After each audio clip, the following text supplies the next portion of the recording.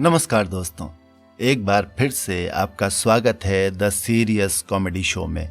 और आज मैं प्रस्तुत कर रहा हूं हरिशंकर परसाई जी का व्यंग समय काटने वाले हरिशंकर परसाई। मैं वो पत्थर हूं जिस पर कोई भी अपने न कटने वाले समय को पटक पटक कर मार डालता है। कुछ लोग मेरा ये पत्थरी उपयोग नियमित रूप से करते हैं और मैं होने देता हूं। मैं जानता हूं वे घर में पूरी ईमानदारी के साथ समय काटने की कोशिश करते हैं, पर समय फिर भी बच जाता है तो उसे झोले में डालकर मुझ जैसे के पास चले आते हैं और उसे जोर जोर से मेरे ऊपर पछाड़ने लगते हैं। समय जब तार तार होकर मर जाता है तो वे प्रसन्न और हल्के होकर चले जाते हैं और मैं अपने चुटीले सर को देर तक सहलाता रहता हूं और सोचता हूं, सरप्लस समय के कपड़े को पछाड़ने के लिए मैं धोबी के पत्थर से ज्यादा कुछ नहीं हूं। पर समय रोज पैदा हो जाता है और उसे रोज मारना पड़ता है। समय को न मारो तो वो अपने को मार डालता है। ऐसी क्या कोई तरकीब नहीं है कि सारे समय को एक बार ही ऐसा मार डाला जाए कि वो फिर पैदा ना हो? एक सत्याग्रही ने मुझे बताया कि है। कहने लगे, जेल में मैं जासूसी किताब पढ़ रहा था। विनोबा ने देखा तो पूछा, क्या अध्ययन कर रहे हो? मैंने कहा, जासूसी किताब पढ़ रहा हूं। बाबा ने पूछा, इसे क्यों पढ़ते हो? मैंने जवाब दिया, समय काटने के लिए। विनोबा ने कहा, समय तुम्हारी समस्या है। ऐसा करो ना, इस खंभे पर सर दे मारो, सारा समय एक बारगी कट जाएगा। मगर ऐसी थोक काट बिरले ही करते हैं। अक्सर लोग फुटकर समय काटते हैं। ऐसे एक ताजा समय काटनहार मेरे पास जब तब आ जाते हैं। रिटायर्ड आदमी है, जिसे एक्सटेंशन न मिले उसे रिटायर्ड आदमी कहते हैं। एक्सटेंशन की अवधि से ही वो टूटने लगता है। मातहत आपस में कहते हैं, बुढ़ा एक्सटेंशन पर चल रहा है, मिनिस्ट्री बदली कि गए। एक्सटेंशन वाला आठों पहर अनुभव करता है कि वो रेत के ढेर पर बैठा है। वे सज्जन कहीं से रिटायर होकर यहीं बेटों के पास आकर रहने लगे हैं। पढ़े लिखे आदमी हैं, साहित्य प्रेमी हैं। साहित्य प्रेमी के लिए मैं बकरा हूं, चाहे जब हलाल किया जा सकता हूं। वे अच्छी बातें करते रहे। अच्छी बातें ऊब देती हैं। मैंने हिंट देना शुरू किया। टालने के लिए मेरे पास कई तरकीबें हैं। तमाकू खाकर पीक मुंह में भर लेता हूं, बोलता ही नहीं। तमाकू मेरी रक्षक है। अगर तमाकू खाने की आदत न होती तो मुंह बंद रखने के लिए बच्चों की फीडिंग बोतल मुंह में रखनी पड़ती। तमाकू से सामने वाला न उठे तो एकाएक उदास और गुमसुम हो जाता हूं, जैसे संसार का नाश साफ देख रहा हूं। या दार्शनिक मुद्रा में बैठ जाता हूं। असार संसार में 2 घड़ी बोल भी लिए तो क्या होता है, जाइए। उन्होंने कोई हिंट स्वीकार नहीं किया। तब मैंने पूछा, कहां जाने का इरादा है? यह प्रश्न तुरुप का इक्का है।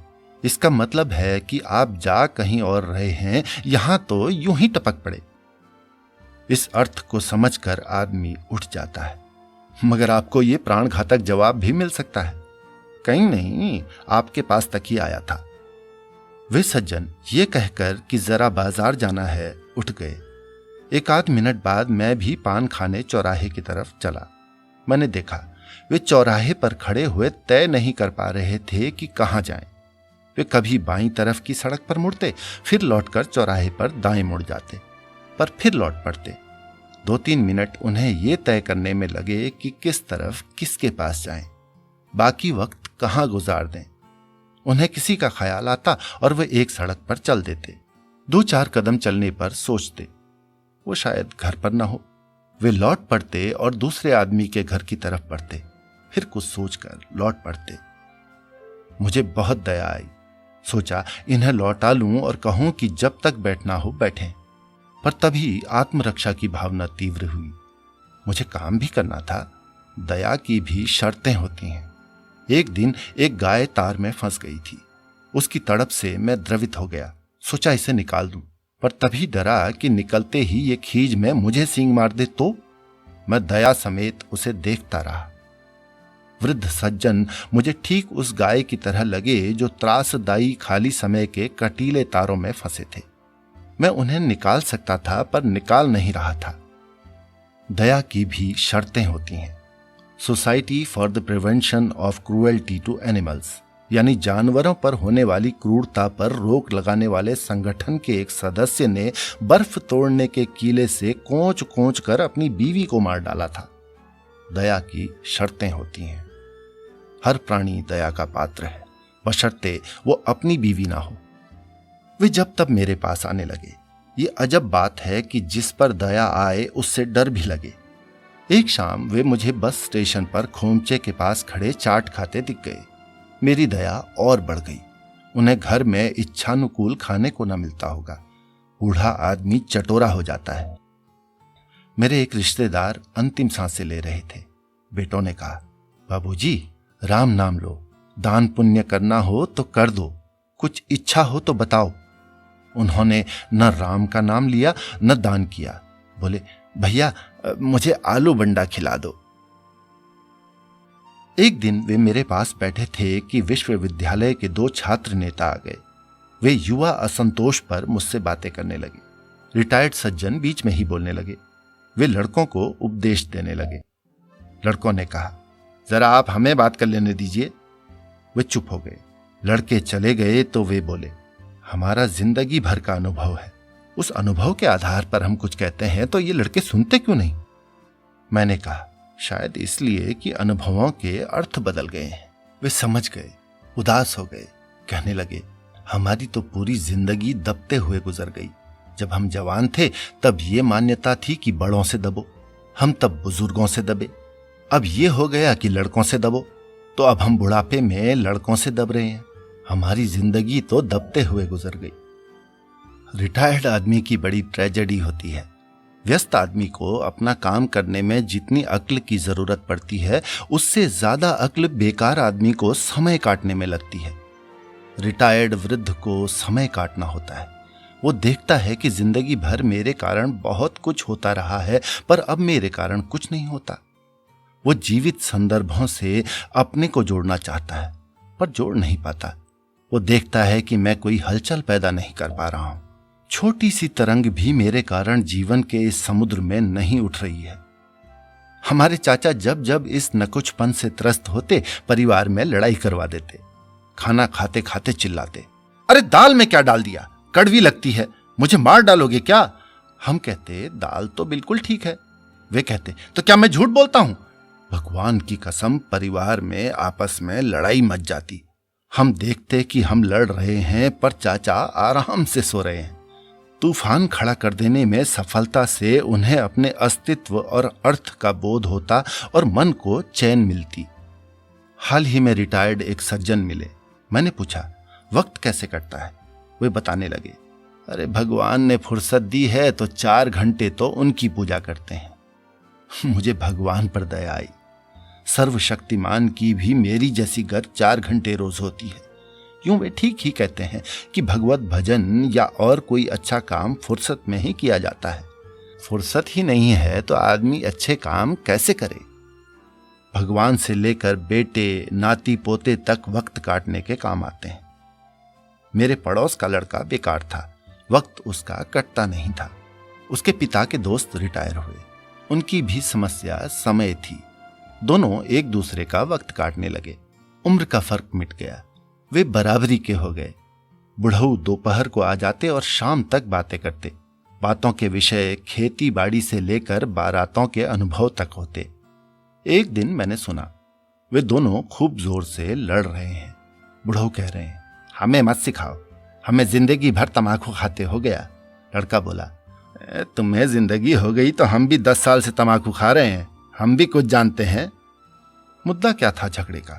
कुल ये कि चूने में मक्खन डालना चाहिए या नहीं, और डालना चाहिए तो कितना और किस तरह।